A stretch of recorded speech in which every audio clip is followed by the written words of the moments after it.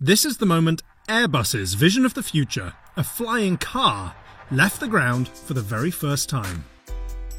First flight is always a tense moment, but for the team at A-Cubed, the plane builder's Silicon Valley outpost, it was a particularly proud one.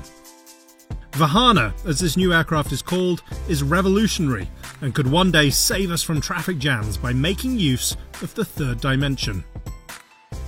On January 31st, engineers got a break in the weather just as the sun came up. They wheeled the personal air transport vehicle, aka flying car, out onto the tarmac at Oregon's Pendleton Drone Test Range. They spun up its 8 propellers and lifted off for 53 seconds in the air.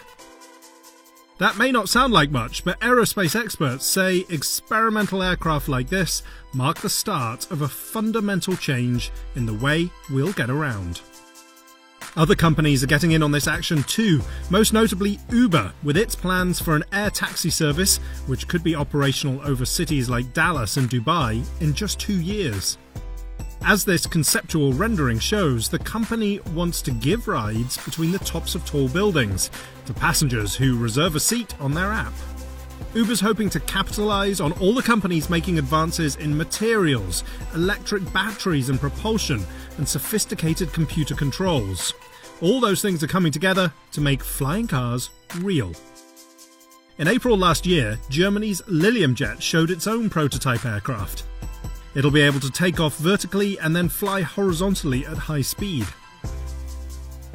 China's EHang is building a passenger-carrying drone it says will launch first in Dubai, and there's Aeromobile in Slovakia and Terrafugia in Massachusetts.